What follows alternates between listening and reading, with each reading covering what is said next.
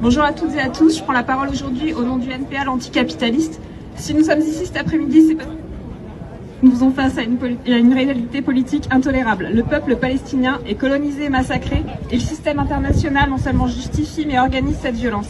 Le 30 mars, c'est la journée de la terre palestinienne. Elle commémore 1976, quand le peuple palestinien s'est soulevé contre le vol de ses terres.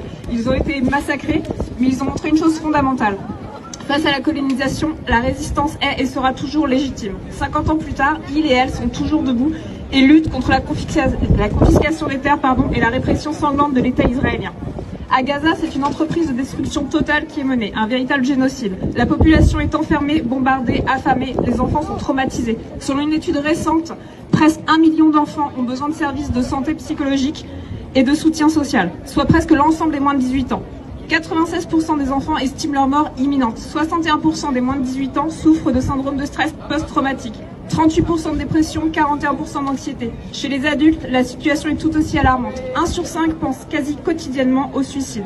C'est une crise de santé mentale majeure, largement négligée, dans un contexte où l'humanité des Palestiniennes et Palestiniens est sans cesse remise en cause.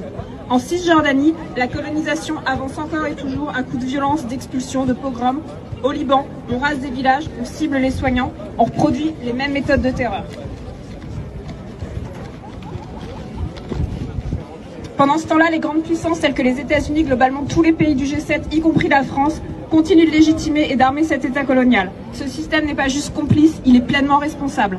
Face à ça, il y a aussi une autre réalité, le soutien à Israël s'effrite. Partout dans le monde, des peuples refusent la propagande et l'impunité. Nous tous réunis ici, on fait partie de ce camp-là, et notre rôle, c'est pas seulement de dénoncer, mais c'est de construire un véritable rapport de force, d'amplifier la solidarité internationale et de faire reculer les soutiens politiques, économiques et militaires à cette entreprise coloniale. La Palestine ne doit pas être un combat isolé, mais un front central contre l'impérialisme.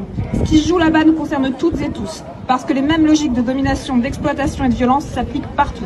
Aujourd'hui, on ne peut pas se contenter d'être solidaire, il faut un engagement fort, réel, un engagement pour la justice, contre le colonialisme et contre l'impérialisme. Palestine vivra, Palestine vaincra. Merci.